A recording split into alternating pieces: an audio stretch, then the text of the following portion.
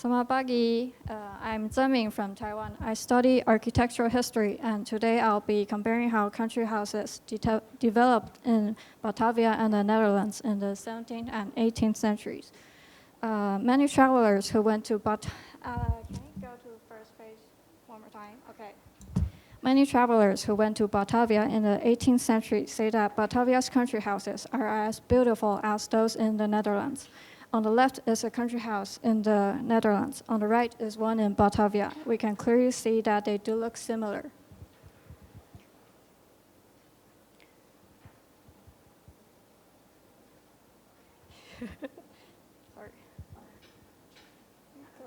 Sorry. Also, many scholars have pointed out that Batavia's city plan applied features from Simon Stevens' ideal city plan. Steven is well known for his work in Dutch military engineering. This shows that Dutch architectural ideas were really used in the colonial cities.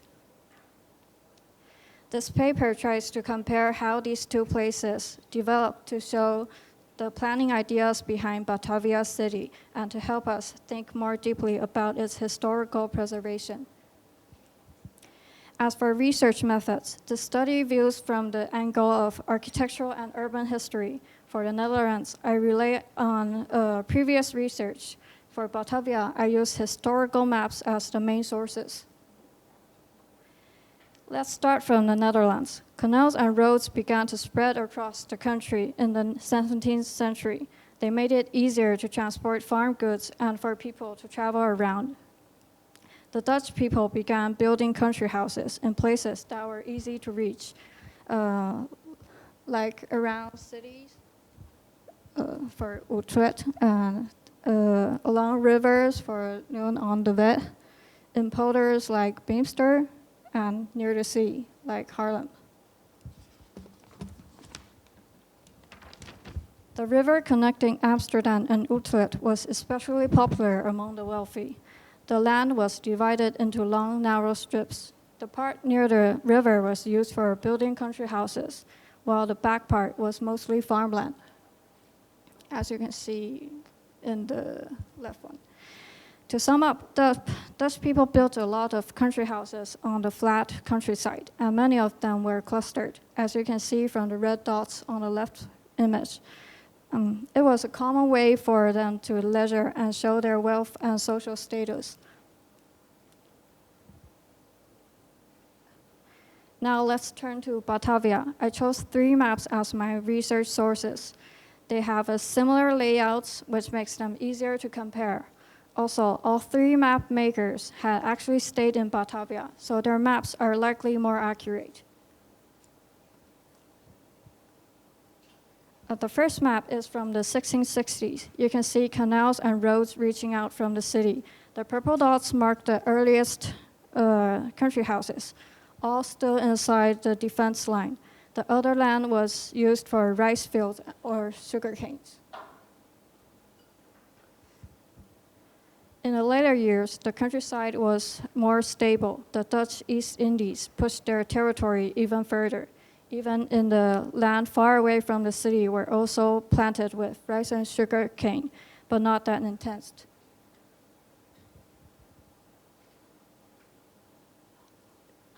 The second map is from the 1740s, when Batavia was at its peak. The purple dots show country houses along the canals and roads.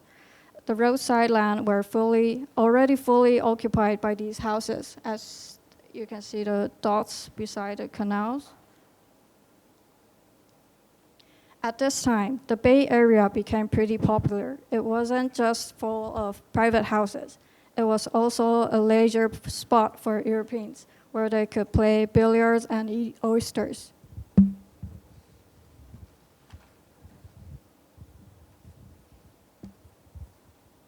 Then Batavia started to decline. The canals got polluted, which partly led to a malaria outbreak. In 1740, the Batavia massacre happened, and many people left the city afterward.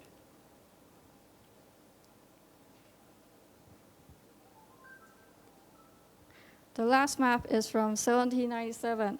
The wealthy Europeans left the city and went south to the higher places. which is cooler and considered healthier. The map maker especially marked the owner's name of the lands on Molenvliet, like this part. These are European names, mostly. Most of the owners were high-ranking company officials. Here's one example. The owner had a map maker draw his house to show off its great location and a number of servants he had. Like, these are the servants that are not very clear. Sorry. This is how the house looks like now. It might be the only still standing country house from that period. There's a simple exhibition inside the house, but it is mostly used as a wedding venue.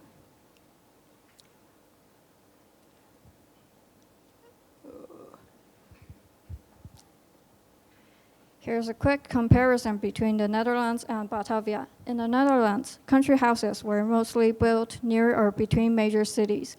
In Batavia, they spread outward from the city and were more affected by wars and disease outbreaks.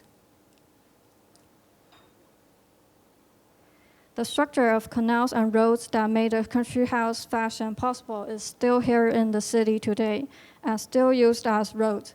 South of Molenvliet, there's Wiltevreden, the new political center in the 19th century. Today, it's known as Merdeka Square. But that important part of the city isn't included in Jakarta's official heritage area. I think in the future, when public transportation gets better, it could be a good chance to explore how to show its history through these spaces. Thank you.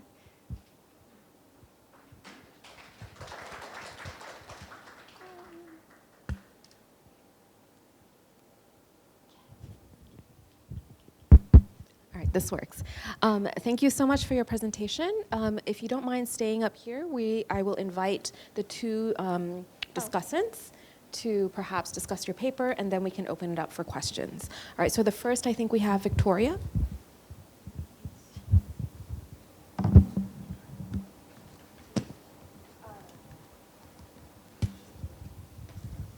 Thank you for your paper. I really enjoyed your presentation.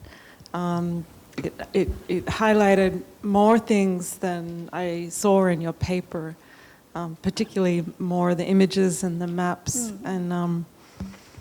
And also, I was always wondering what that, the present, the house that used to be the National Archives looks like right now, because you argue that was the only a country house that remains. And I was wondering if you'd gone there and what it looks like. Oh. So it was really nice to see that you've been there and you've seen it. And there's more maps you showed, and the comparison was very clear. So I guess for me, my question, I sort of have two questions. The first one is more about your last slide, where in the conclusion to your paper, where you end so quickly. Maybe this can inform the future of these areas, but you don't show us how the knowledge you've created might inform how that could be, right? So you leave it for others to figure out, and I'm just wondering if you want to talk about that a little bit more, because you end so fast. Yes. Yeah, because it's in doing so you sort of depoliticize this story and sort of just don't quite show us what why it got erased so much and the reasoning, what possible reasoning would want someone to bring it forward. Like, what are your thoughts on that? And how about the second question, or it's the... That's the first question, just about the conclusion. So I answer now, or... Yeah, not about the house, but about the whole conclusion to the paper. I think since the country houses are mostly gone now, so I think the remain part is the city structure. And that city structure was made by or designed by Dutch, but they were actually constructed by maybe Chinese people or Java people, and it's like a mutual thing for me. I don't know for how about for them, and since it's still in the city structure, so like in my imagination is that when the transportation improves, there will be more space for urban design to make like greenery or something, or pavements like that, and those things could be discussed to merge the Dutch history or the colonized history and how they want to view that history. Like, I think there will be a huge discussion and a long discussion that I don't want to give a short answer. Does that answer to the question? Yeah. Maybe we pass it on to Dina. Okay. Hi, Cheng. Thank you for your presentation. I'm looking at the social and cultural dimension of your paper. May I ask, in your perception, how did the social class or the interaction of people in the community, as well as the financial development, shape the design and function of the country houses in both regions? In both regions? Yes. Has there been an indication of an improvement in the social class as well as in the financial development of these two regions? Okay. For in the Netherlands, it's very clear that how much you have, it determines how big you can build, Okay. and where you can build. Yeah. That's a very clear thing, and I think the same system happens in Batavia, that when the Bay Area is the popular part, the high rank officials build there. Like one of the cases I showed was the Governor General's house. Yes. At the Bay Area, but at the later periods, they went south. So all the high-ranking officials moved to the Molenvliet. But there was also some cases that are rather I forgot the word. Smaller and easy, simple design. Yes, right. There are less pictures remained, but they do exist, and it's a very common thing. Yeah, thank you for that response. Can I ask another one? The second one is, what recommendations can you provide or include in your research on how to integrate landscape history into Jakarta's urban planning, or in any area when it comes to urban planning? Yeah. Are there any improvements that you can recommend in terms of, you mentioned about transportation, and that really helped Yes. movement of people, movement of goods? I think it will sound a little bit. I'm standing on the wrong side, but I think the Dutch people, they had like lots of cars in the 1970s, but they did cut down the cars and go with the bicycles. And I think the same thing will happen in the future for like Southeast Asia countries. It's not going to be the same, but it's going to be similar. And with that phase, there's going to be a new urban design, Right. which we can discuss. Yeah.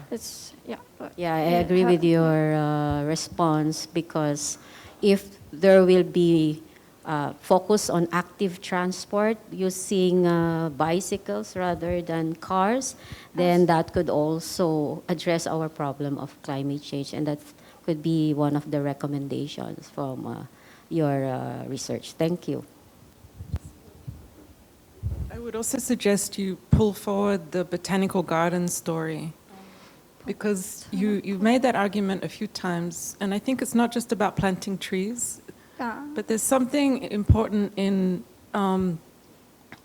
the rare plants, like the work that these gardens did as cultural landscapes through the plants could form the recommendations within which you rethink about the district. Is one thread I think you could contemplate. Anyway. Thank you. We don't have a lot of time left, but I would like to open it up to the audience. Are there any questions or comments?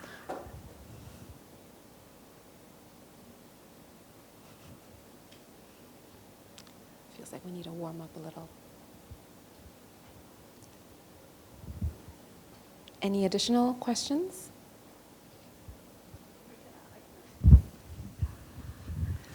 I didn't read your paper, so this is, you could say, a quite superficial observation and question that I have. For me, I find it very fascinating to use history as a lens to understand.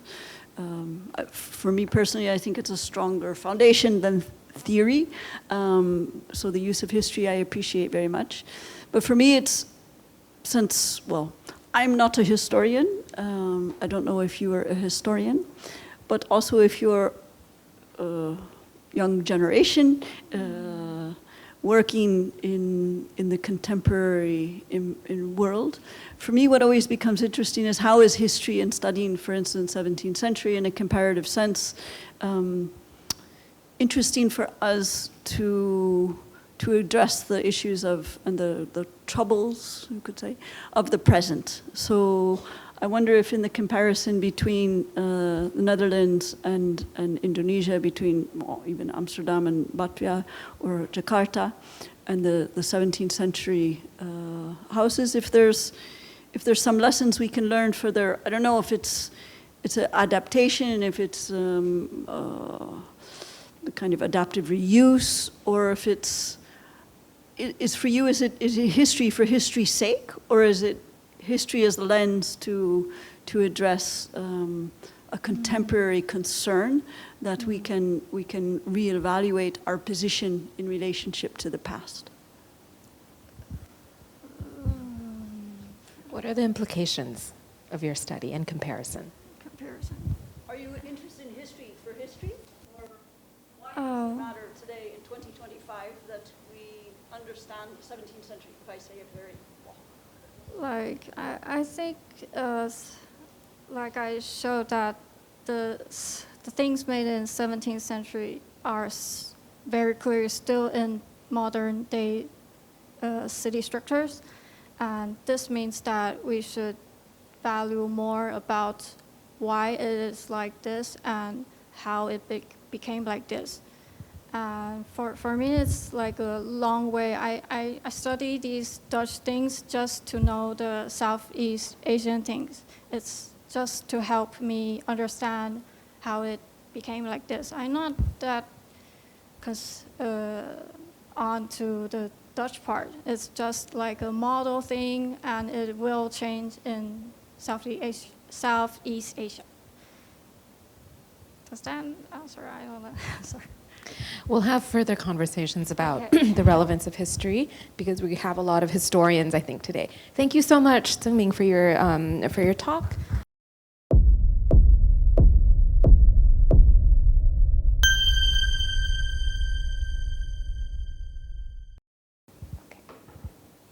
And good morning, everyone. And I am Yuan Jae-eun. I'm from Taiwan. And now I'm pursuing my master's degree in National Cheng Kung University in Tainan City in Taiwan. And let me introduce myself a little bit. We are studying architectural history in architecture department. That's why we focus on history. Yeah. Okay. And I'm a little bit nervous now. This is my first time to give a speech in a Petragutra mode. It's 20 seconds for one slide. Okay, let me start. Can I go to the cover page? Okay. My topic is localized practice of span town planning in Intramuros, Manila. Intramuros is probably the most popular tourist attraction in the Philippines, and nowadays the city government focus on how to create the Spanish Filipino atmosphere inside the walled area. And however, the maid of Manila is not only by the Spanish people solely, let alone just inside the walled area. So in what ways can we understand the historical significance embedded within the city's spatial context? And in my study, through visual and contextual historical images and papers, and also by the previous research results from various disciplines, my research aims to re-examine Intramuros from two perspectives. The first being the birth of Manila, and the second being the review through the Spanish town planning in the late 16th century. And finally, we can delve into our main discussion, the localized practice. So Philippine islands are made of 7,000 more islands. And among these islands, trading and selling are the crucial point to the people's life. The word barangay means boat, and in Tagalog language, it can be referred to a unit of settlement. And through trading with China and India, some barangays even develop into a sophisticated social and political unit. And especially in Pasig River region, the Intramuros region, it developed into a super barangay by trade activities with China, India, or other islands. And one of the strongest politic unity was Manila, ruled by the Muslim king Raja Soliman. And when Spanish came, they noticed that Raja Soliman had a wooden fort at the southern mouth of Pasig River. And at the exact site, the Spanish conquerors built their city in Intramuros upon the ashes of Manila. And in this 17th century depiction, the fortificated Intramuros and the surrounding pueblos gave birth to the international city Manila. So, and let's shift our perspective from Spain. Spanish town planning was significantly shaped by the Reconquista. And these two cities are the result of the Reconquista and the Repoblación in Spain. And like Villarreal and Santa Fe, that shows a square plan and Plaza Mayor in the middle. And additionally, religious ideals also had a significant influence on the Spanish town planning. This is the Heavenly Jerusalem, drawn by medieval artists, and we can identify some square ground and heavy walls. And also this is the ideal city model by the 14th century Francis. And by the age of sail, Spain had quickly gained experience by the colonization of America. At 1573, the King of Spain issued an ordinance, Las Leyes de las Indias. And this legal framework demonstrates town planning idea of Spanish royalty in the 16th century. So let's examine some principles in the Las Leyes. First, site planning. It should be consider the port condition. And the Plaza Mayor, it should be situated near the landing place of the port, just like Panama Viejo. And the church should be we should notice that in the Las Leyes, there's no mention of cities' borders. Actually, in most of the cities, there were no walls. And American indigenous resistance was not regarded as a significant military threat. And for Spanish people, they are considered a subject of the crown and souls in need of Christian salvation.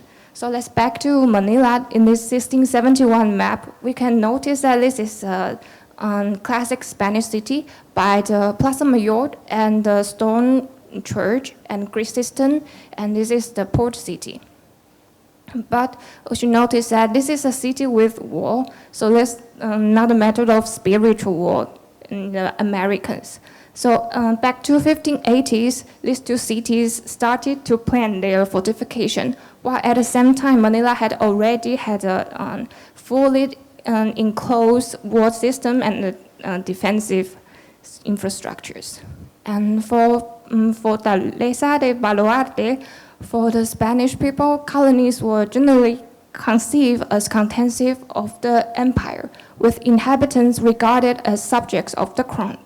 And so we should ask, who are the enemies? Actually, are those influx of foreign peoples, like Chinese Balian in the Extramuros areas, and they are depicted as temporarily built settlements. And in Binondo and Bagumbayang, these are two set communities. Binondo is of a Christianized community, and Bagumbayang is a localized Filipinos community. So they are built on the steel houses. Where Binondo, we can see a prominent church in the depiction. So comparative analysis reveals that other Asian trading hubs, such as HIDAYAT and Batavia, also had these patterns, like a central world core surrounded by distinct ethnic enclaves. Like the central world area is in a red mark. Finally, let's discuss the localized practice in Manila. While its natural harbor was initially open, it later became enclosed under Spanish colonial policies. And despite its strong defensive focus, it was continually challenged by the cooperative trade system. And today, the Spanish legacy, faith in God, unites both the walled and unwalled area. So my conclusion or suggestion on urban conservation is that we should reconnect Intramuros with the surrounding pueblos. And for future research, we should place Manila in the broader regional and global context. So thank you, everyone. Thank you so much for your talk. The first respondent we have is Lucia. Yes, thank you very much, Dorothy. Good morning. Good morning. Is this your first time to come to Indonesia? Yes, first time. Yeah. Well, yeah. I was enjoying reading your paper. Yeah, I think that some comments before you already addressed in the final paper. Yeah. And I just imagine that the Intramuros, I haven't been to Manila, so I just imagine that the Intramuros here is like the beautiful scenery with the Plaza Mayor and then the religious building on the top and such. Yeah. Just a simple question actually. How the indigenous community or local people continue to adapt the Spanish urban planning system?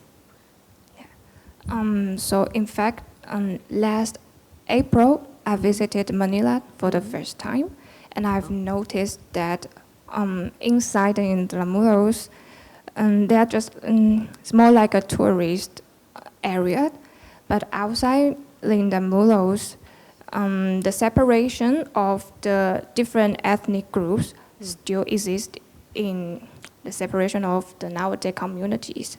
Like the Binondo area, still Chinese people and the church for these Christianized Chinese people, and Bagobayam, more Filipino people. So this is the continuing phenomena that I notice now. Yes. Okay. Well, the city wall does exist. The city wall still exists, yeah. Yes. So that there are a differentiation between intramuros and extramuros. Yeah. does the city will influence the differentiation of socio-cultural activities as well? Social cultural activities Yeah, between between intra and extramuros. For my research, I focuses on the more like historical part, but for the conservation part, that is the field that I haven't really stepped into. So I'm not that familiar with the policy, the city government's policy now. But all I saw as a tourist or as a foreigner is that the conservation job is only inside Intramuros, but not for the extramuros. And for nowadays, there are social activities that some people, Filipino people from around extramuros, they live there, they work in Intramuros now, as maybe selling some food or drinks to the tourists, or they join some festival to to show these tourists the Philippine style of dance or something in the Intramuros. So I think maybe it's like job inside Intramuros and live in the extramuros nowadays for the Filipinos. Yes. Okay. Yeah, that's very interesting actually for your recommendation in the future that you will see the connection between Intramuros and the surrounding pueblos and how the growth developed to the community and so. Yes, thank you very much. Maybe Bu Dina is from Manila, so you know better. But Yeah, thank you for your presentation. Yeah, I'm just, I look at your future research direction, and you mentioned about a comparative study. What's your purpose of doing that comparative study? Actually, the main motivation for me to study this topic of Intramuros Manila is that Taiwan also were colonized by Spanish people. Yeah, in the northern part of Taiwan. But nowadays, there's nothing left on the ground, just under the ground. And also, there's not so many historical images preserved today. So it's hard for us to imagine what the city was like. Yes. So for us Taiwanese people, we started from a research into also the Spanish colonized cities in Asia, and so we started with Manila Intramuros. Yes. Yeah, that would be a good start, no, for another research. Yes. And I would like to recommend if you could focus on the unique social, political, and the cultural contexts of comparing the two cities or the two areas that you mentioned. Yeah, Philippines and Taiwan. Thank you. Thank you. Great, thank you. Are there any questions or comments from the audience?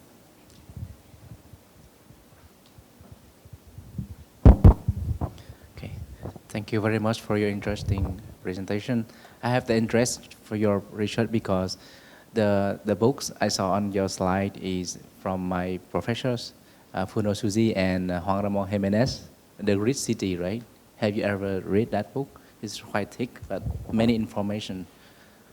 Sorry for the title of the book. The title of the book, right? The Rich City. The You show on your presentation. Reef City? The Rich City. Reek. The Rich City. Rich, you know. Reek. Rich, yeah. Reek. Gurido Toshi. This is Japanese. Oh, yeah, yes, a Yeah. Japanese book, Yeah. a thick book. Yeah, Yeah, this- yeah. Because I know that because that book is right in my laboratory before. So I have a question or a comment. If you can consider that like information you can develop your future research is, do you know anything about the dimension of the grid? You know, Yeah. because the grid is designed based on the possession of the properties of the house owners, and as you know, the grid system in the Manila is designed by Spanish architects, as you know.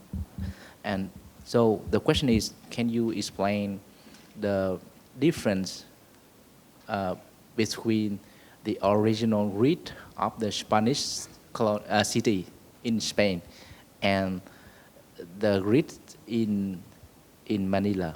What is the different rules and why they transform? Okay, so the grid system in the Spanish context, it was originated from ancient Romans, castra, the military camp. So in the medieval times, some cities remains the relics or the ancient context of that military camp. So they considered it a natural part of a city. So when they came to America, they finally can impose the grid system in, they considered it the white blank area in America.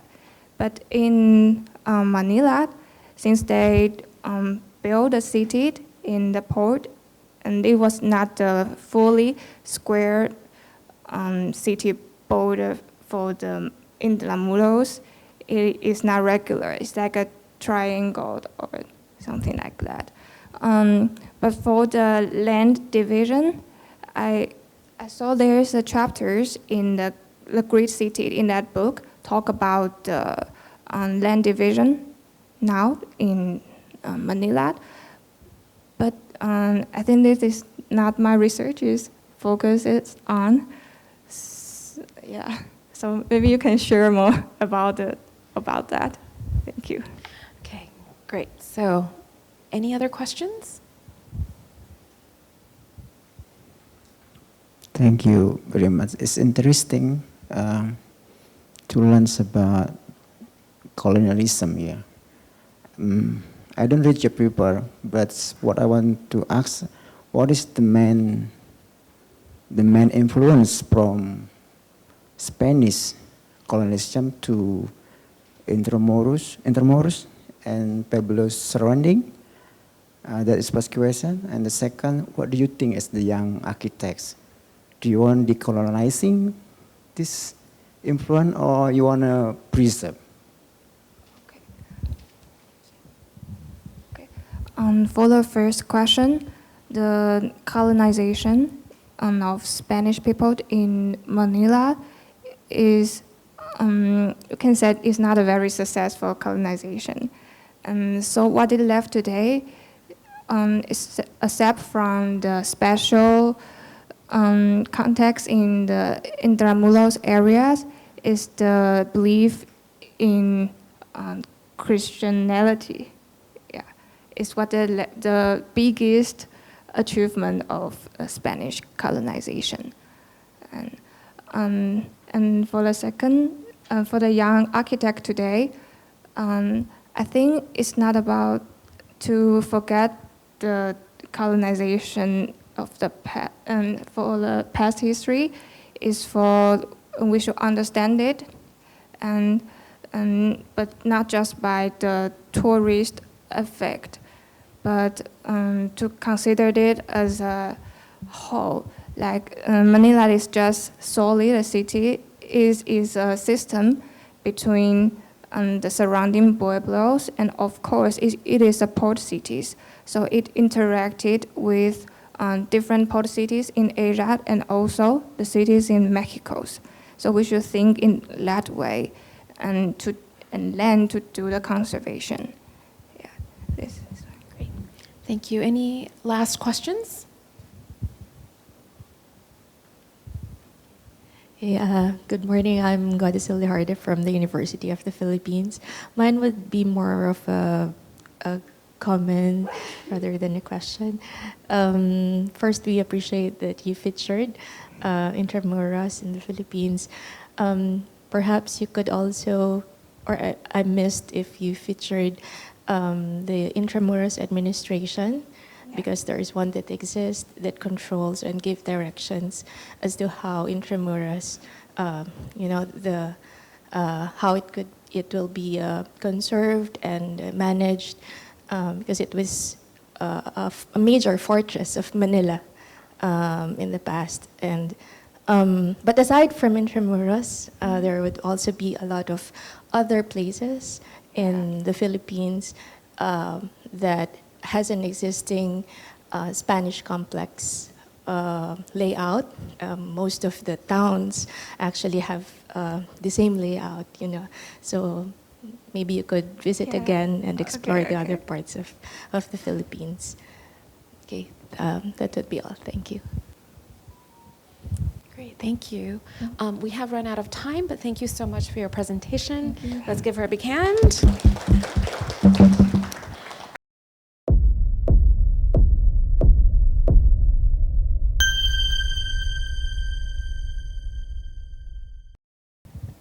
Hi, good morning, everyone. My name is Zheng Siwen, and I come from Taiwan too.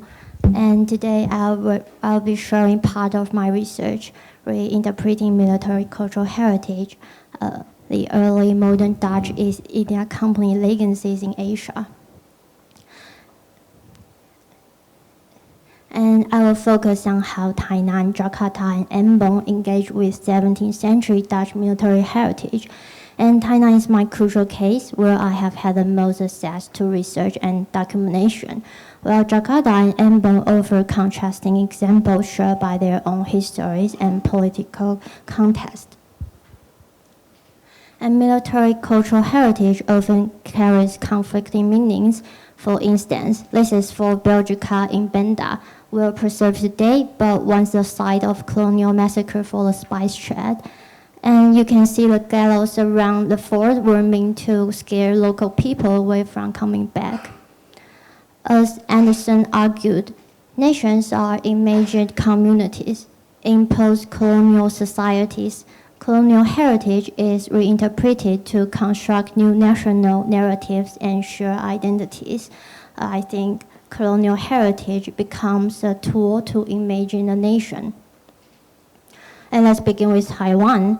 Over the centuries, Taiwan has experienced rule by Dutch, Ming-Zhen, Qing, Japanese, and KMT. Taiwan's attitude toward different colonial legacies vary based on time and politics. And just last year, 2024, Tainan recent legacies like the Japanese and KMT eras remain politically sensitive. In contrast, the Dutch and Qing sites are seen more as historical assets than traumatic spaces, and you can feel the different moods in these two pictures.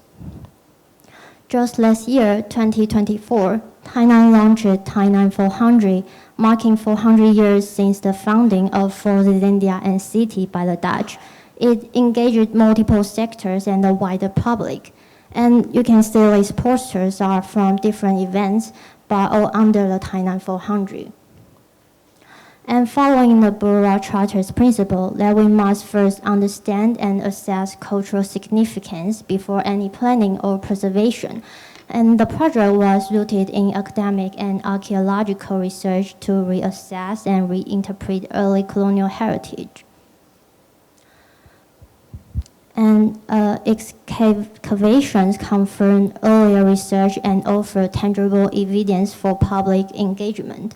The site became an educational space with tours, workshops, and events that help local people reconnect with their city's early history.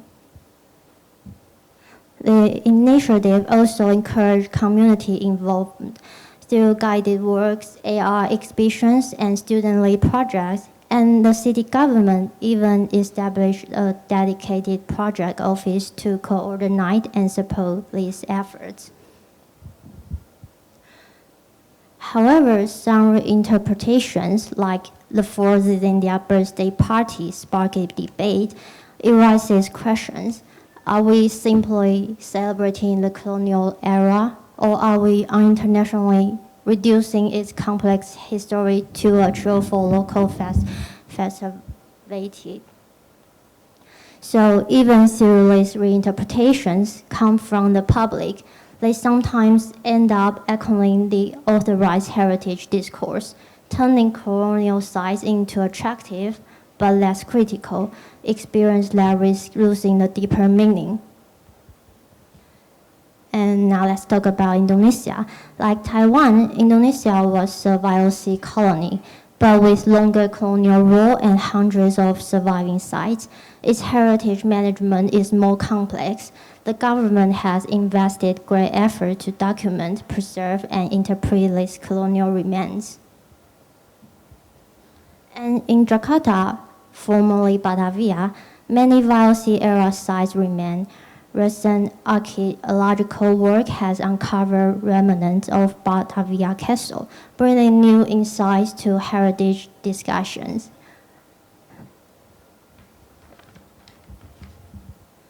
And Jakarta's Old Town project shows strong teamwork with international partners, especially in Kota Tua, where many Dutch-era buildings have been restored. But most reports focus more on design and construction and say less about how local people are involved in telling the history. However, this project lay a strong foundation. As heritage mapping and adaptive reuse continue, they offer not only physical renewal, but also opportunities for deeper public engagement. Yeah. And meanwhile, in Ambon, there's Fort Victoria offers a unique case. As a major VOC base in the 17th century, the fort remains largely intact. It's one of the good preserved colonial military sites in Indonesia, offer opportunities for historical research and heritage interpretation. And you can see the parts of the original fort still stand there. Still, the site is closed to the public, and under military use, a statue of national hero Padimula faced the main gate, and it's showing how local memory actively reclaims and reflects colonial space. And this table shows how the three cities work with Dutch heritage, and we can see Tainan shows civic engagement through research. Jakarta is more about government-led renewal, and Ambon uses symbols and local meaning to rethink the past. And to conclude, I think heritage is not just about preserving monuments or recalling the past. It's about how society chooses to remember and reinterpret it. In Tainan, Jakarta, and Ambon, this process continues to evolve, shared by each city's own path and priorities. And thank you. Thank you so much, Suan. I think the first respondent we have is Victoria. Thank you. A beautifully argued paper. I really enjoyed reading it. Thank you. In your final slide here, you put all your three examples evenly. Yeah. But in my reading, I felt that you really felt the Ambon case was something to be celebrated, right? And because it held the characteristics of what you called, or maybe I just associated this, but a memoryscape that could handle different types of heritage, from national heritage to trauma heritage to dissonant heritage, right? So a memoryscape is a place that can hold many stories. Yeah. I wonder if you could just reflect on that, less on the cheerful festival one, but how a memoryscape could accommodate traumascape more. Because I think the sense is everything turns into cheerful. But I just would like for you to talk a little bit more about that. Yeah. Like just through what you learned through doing it too. You mean for the birthday party events like that? A cheerful festival.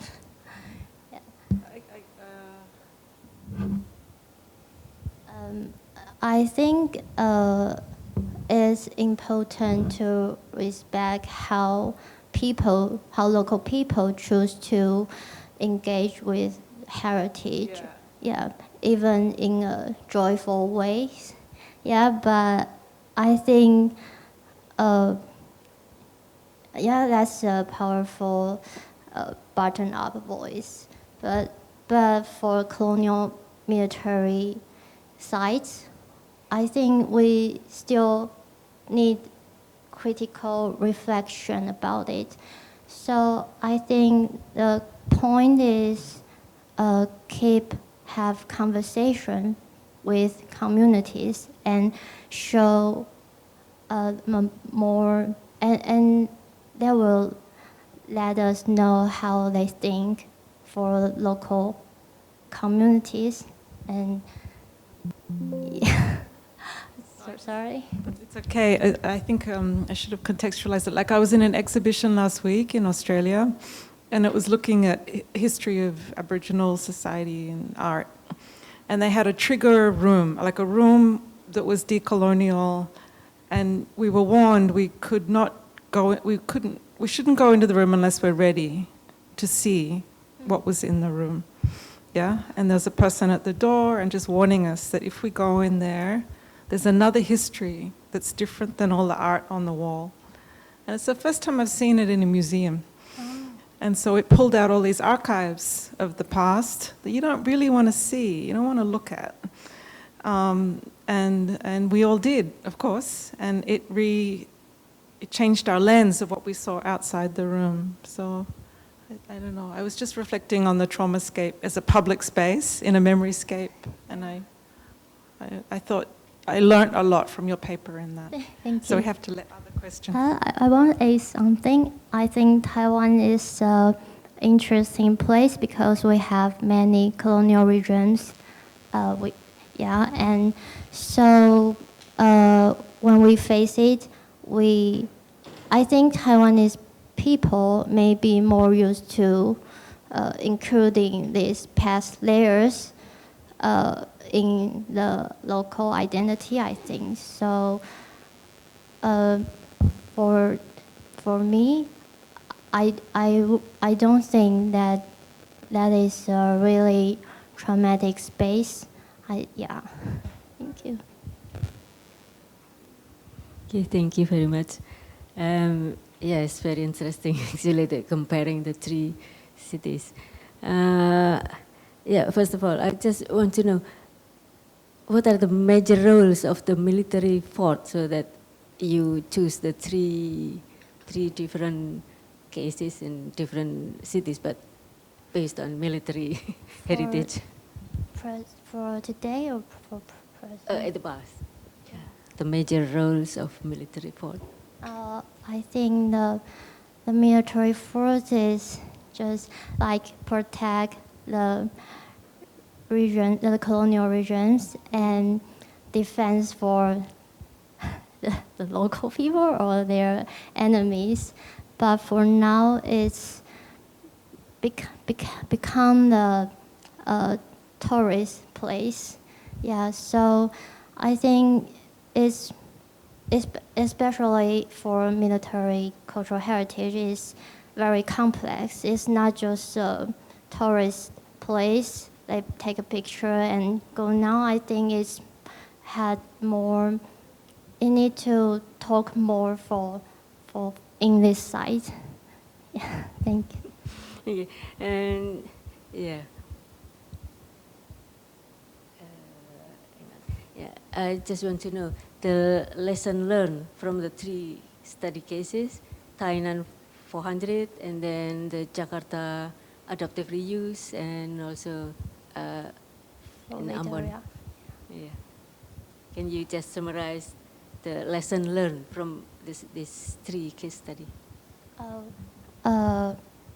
I think I saw very different between Taiwan and Indonesia, as Anderson argued, like the communities is imagined a country's identity and political cultural effort how it deal with colonial heritage.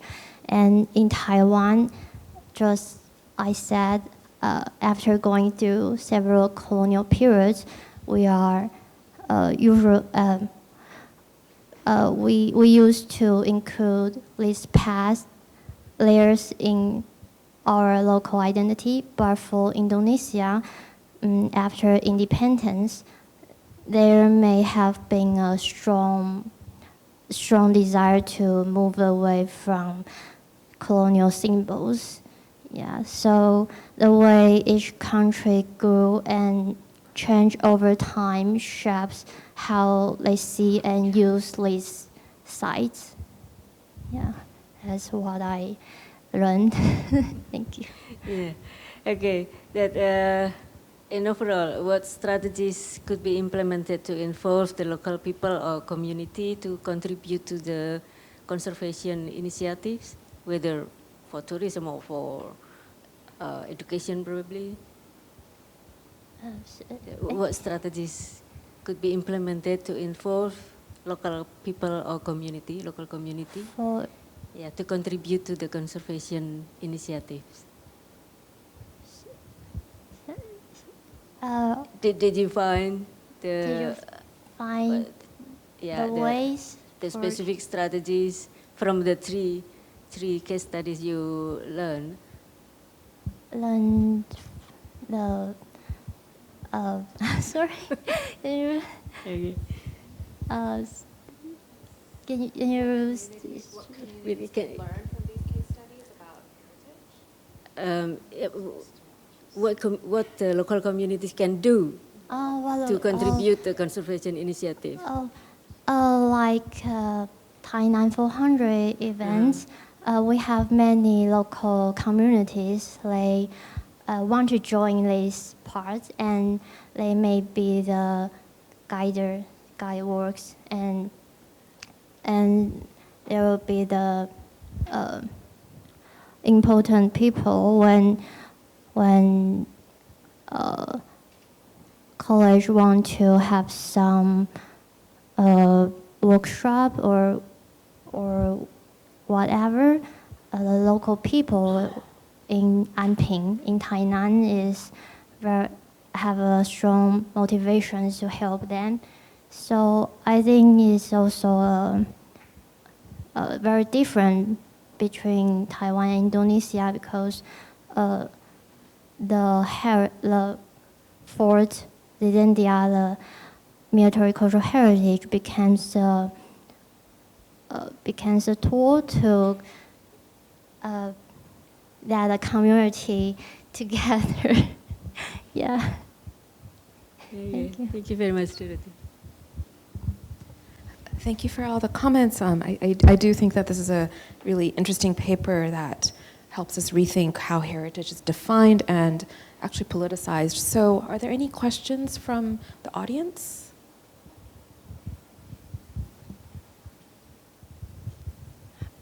Thank you for your presentation. I enjoy your presentation so much. I'm just curious about your study in defining the heritage. If you state that the community has a role in defining the heritage itself, whose narrative or which narrative should be then chosen to define this heritage ideas of a community? Thank you.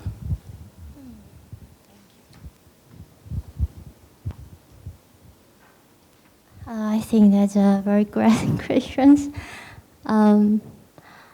I think the most important is not only for the academic or the government voice, it's more about community voice. So I think how to choose is a complex question, and it's a long term to have how should I say? I think the most important is keep have conversations with academic, government, and communities. Yeah, and then every city maybe can found what they want to memories. Yeah, thank you. Okay, thank you. We have time for one more quick question. Yeah, maybe I'm not asked question, just continue what she said. Based what you learn from study, I think today we have moved here to the colonial thinkings here. Give more space for communities right now to interpret, to reclaim their heritage. Yeah, so it's time, like Jakarta, to integrate local wisdom, to read back to heritage management. Yeah. Is bring heritage management to broader issue like social justice, SDGs. That is today. Okay, thank you.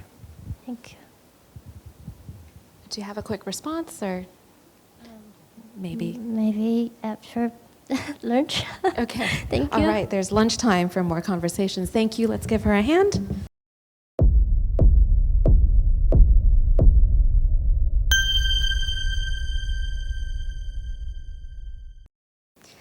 Okay, good afternoon, ladies and gentlemen. My name is Jaya HIDAYAT. I will present our research titled Culture Transition Study in Lasem, Adoption, Adaptation, Adeption of Peranakan Chinese Design and Identity Negotiation.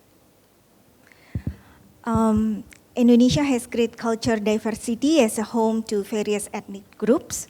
With the advancement of information, communication, transportation technology, Southeast Asia cities have become locations for culture exchange between various ethnic groups, including Chinese culture, through work, relation, business, trade, friendship, marriage, education, and tourism.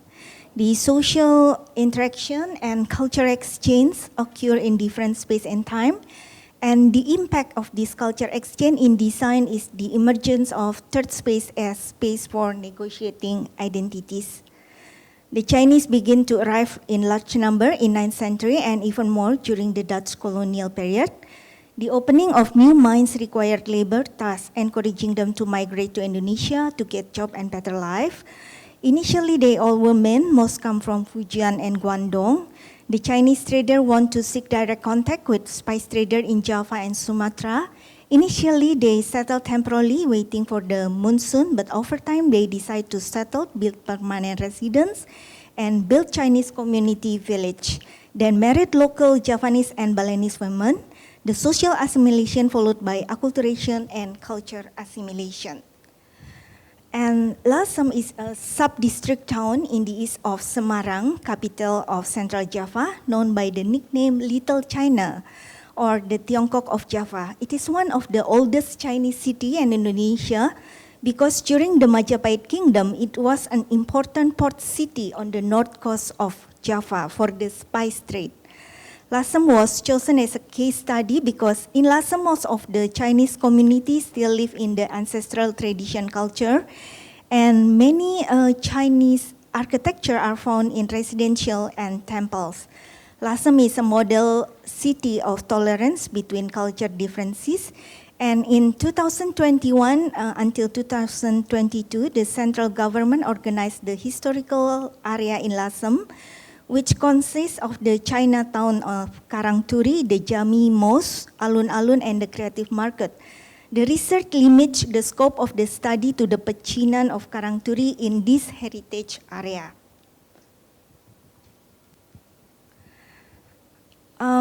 Throughout its history, the Chinese was influenced by local Javanese culture, Hindu, Islamic, Dutch colonial, and modern culture. The development of the Lasem heritage area by the government is scheduled until 2022, but until now, development in the area is still ongoing. And the development is intended to introduce Lasem as city of culture tolerance and batik tourist city, inviting domestic and foreign tourists. Tourist data has shown an increased trend. Batik shop that had been inactive for years reopened when the young generation of batik family returned to Lasem to take care of their parents. The numbers of hotel and restaurant increase, and along with the popularity of Lasem, gentrification has occurred as an effort to make Lasem more representative to infrastructure improvement, facility improvement, and the opening of new businesses.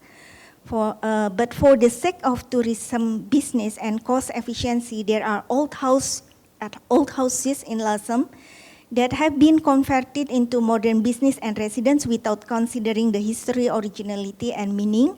However, some pay attention to historical aspect and creatively present element of the past in new ways. As the research question, how the Chinese culture transition occurred in Lasem and shaped the Lasem identity. A theory development state precedes the case study research. The theory used is Bakhtin chronotype concept. Bakhtin dialogical space-time concept is one approach to analyze visual language, in this case urban planning and architecture, that space and time are interrelated and intersect or cross each other, so that language has a temporal character different and along with space chains. Applying Bakhtin chronotype concept in architecture, analyze non-formal structure, opens up the hidden knowledge such as identity.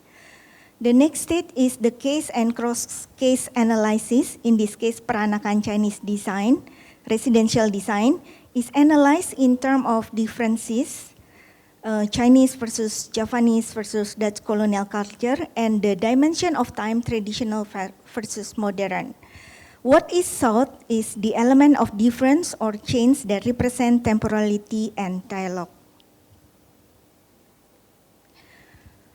We analyze morphological change of Lasem according to street, plots, and building throughout its history related with the Chinese settlements. Before the Dutch colonial period, in 15th to 18th centuries, market developed naturally in the docks area and Dasun Street near the Lasem River.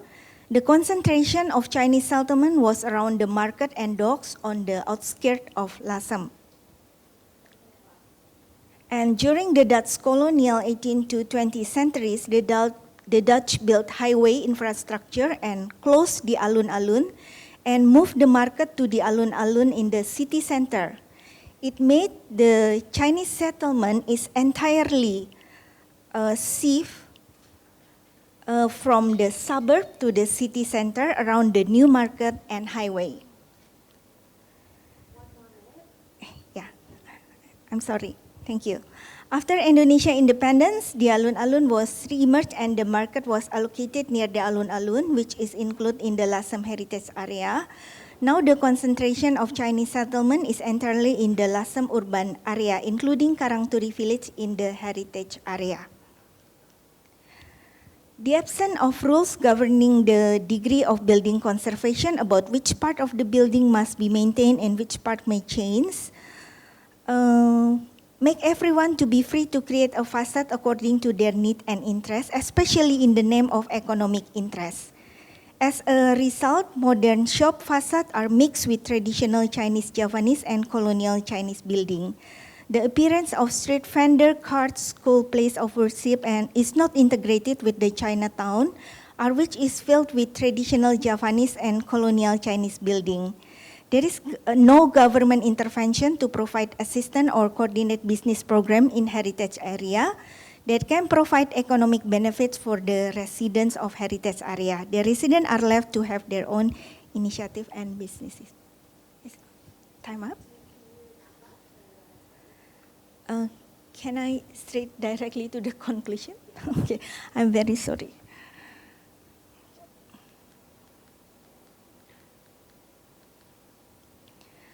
Okay, I'm very sorry. As the conclusion, the morphological changes in Lasem are related to changes in the location of the concentration of Chinese settlement from the suburb to the city center or urban area, which is related to change in the location of trade centers and circulation of economic activities. In this case, the construction of market in the city center and cross-regional highways. The cultural transition from Chinese Japanese to Chinese colonial and then Chinese modern to a modern culture that is on par with global culture has shaped the face of Lasem, including the Lasem Culture Heritage Area or Pusaka Lasem. However, without clear conservation rule or policy and transparent legal consequences, everyone is free to change the facade of their building according to their respective business needs and interests. The conservation policy here is not limited to only adoption strategy. It can use an adaptation strategy that adjusts the form to climate condition, building function, and modern construction, while still trying its best to keep the shape of the building facade remain similar to the original.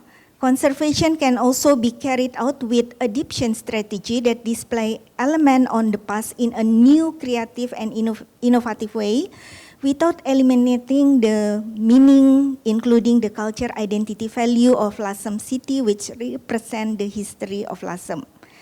The negotiation of the Peranakan Chinese identity, namely the mutual intervention and mutual influence between the translation of Chinese, Javanese, Islamic, colonial, modern culture, will continue to take place during the development of Lasem.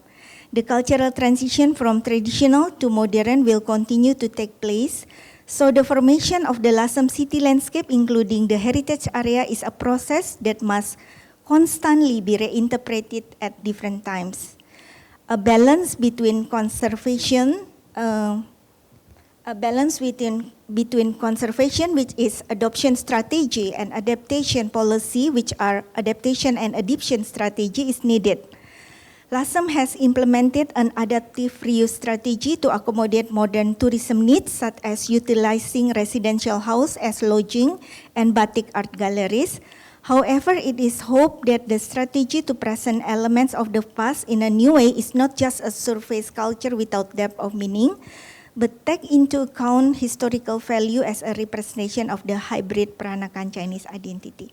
Thank you for your kind attention. I'm sorry for rushing you through, but we do have a lot of thoughtful comments.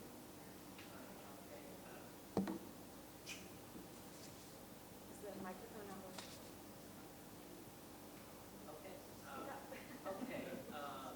First of all, thank you, Laura. This is a very interesting paper and also your presentation. I would like to say that the approach with the framework adoption, adaptation, and adeption is very interesting, and it's the deal with the interfacing with the complexity with the identification and also identity and the new design. The case study in last time I think is very interesting with the however the very the ancient agriculture and the colonial and also the new way. So I think the framework is very nice to make the approach to analyze the case study and also for the new the new context of the city. And my comment and my question that I could like to maybe you can clarify more about the effect of the impact of the social economic to impact to the content of the area. For example, tourism maybe because such as a very interesting area. There will be a lot of tourists will come, and the changing of the economic that make the architecture maybe changing, and maybe the effect with the modernist architect, and maybe for something the effect to the colonial and also the Chinese characteristic. So how to deal with maybe, and how to make to analyze the effect from the social architecture to the area. Thank you. Thank you for the question. Yeah, what makes Lasem Heritage Foundation worries these days is many houses, traditional houses by the owner was sold from maybe people from Jakarta or whoever has a big capital, and then transferred to be another modern building. So the owner often not respect the regulation conservation or has awareness about the conservation of Lasem, neither awareness of history of Lasem. So actually we are at the very early stage of the research. We plan to conduct several FGD with the representative of residents at the heritage area and then local government of Lasem to set the clear, not to set the clear, to persuade the local government to set the clear regulation and clear consequence for the owner, so they can understand and have awareness about the policy of conservation, especially in the heritage area, which is called Pusaka Lasem area.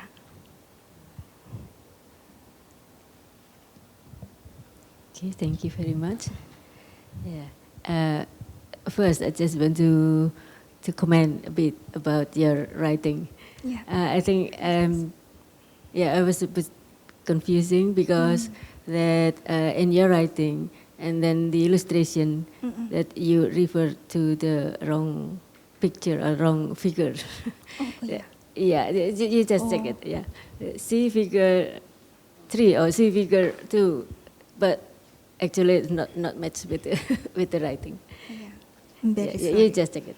Okay, and through the long history that the Chinese Peranakan in Lasem has been implementing the strategies of adoption, adaptation, adeption, in the process of typomorphological changes. But actually, which one the most dominant strategy that actually related to the city identity, things like that? That's the first question. And then the second question, is there any special treatment or special policy to accommodate the global modern need in the developing process? Okay. Thank you very much for the valuable questions.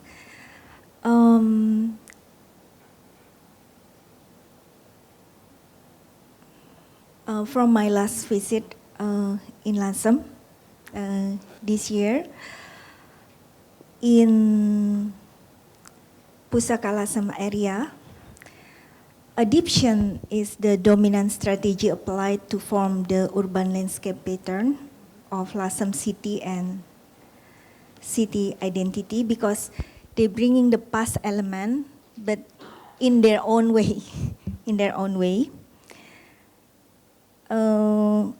actually, adaptation has positive consequences, right?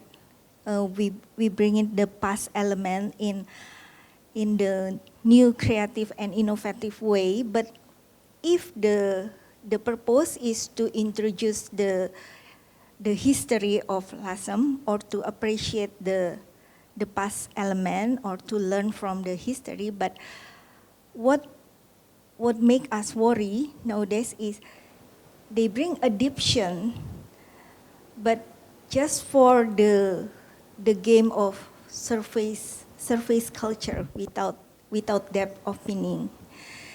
Because like I said before, there is no regulation yet from the local government of Lasem that arrange what parts can be changed and what parts must be conserved, in especially in the conservation area. But deal with the tourism industry in conservation area, of course, from the side of each owner of the, for example, the lodging building at the conservation area, they must complement the traditional house that converted into the hotel with the, for example, with the modern bathroom, modern lighting, modern air conditioner. But from the side of the government, the local government, we haven't found any specific or any regulation that that make the owner has a clear rules and know which part that can be changed and which part must be conserved. Yeah, especially in the conservation area.